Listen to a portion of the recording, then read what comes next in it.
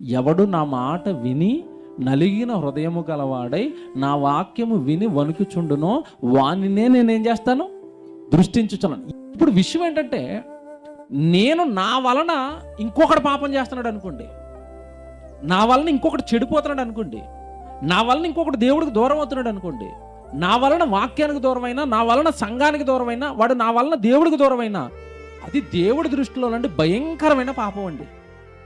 అందుకే సాధ్యమైనంత మట్టుకు సహోదరులతో సంఘం గురించి చక్కగా వాక్యం గురించి మాట్లాడి దేవుళ్ళో నిలబెట్టాలి తప్ప ఎవరి మనసుల్లోనూ చెడును నింపి దేవుడి సన్నిధికి దూరం చేసే మాటలు, దేవుడి వాక్యానికి దూరం చేసే మాటలు, దేవుడి పనికి దూరం చేసే మాటలు పొరపాటున కూడా మన నోట్లోంచి రాకూడదు. ఎందుకంటే నేను చెడిపోవటం దేవుడికి ఒక రకమైన కోపాన్ని పుట్టించినా నేను ఏదో ఒక రాత్రి మోకాల మీద పడుతూ ఊరుకుంటాడేమో, కానీ నా వలన ఇంకొకటి చెడిపోయి నాశనం అవుతున్నాడు అనుకోండి, అది క్షమించరాని నేరం, అది క్షమించరాని పాపం.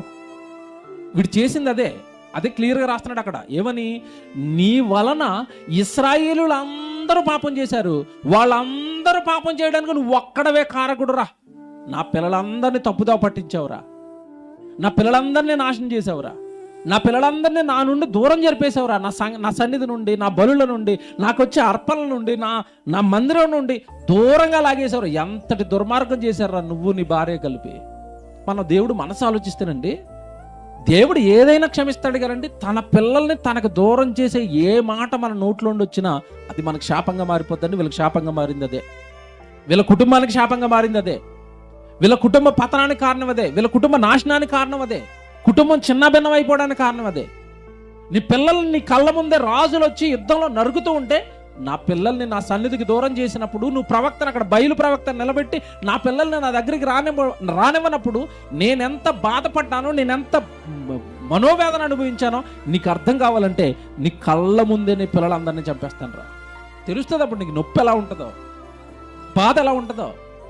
ఒక ఆత్మ దేవుడి సన్నిధికి దూరం అయిపోతే, ఒక ఆత్మ సంఘానికి దూరం అయిపోతే, ఒక ఆత్మ సేవలో నుంచి పడిపోతేనండి, నిజంగానండి దేవుడు మనోవేద వర్ణనాతీతం అండి. పొరపాటును కూడా కలలో కూడా మనకు అలాంటి ఆలోచనలు రాకూడదండి.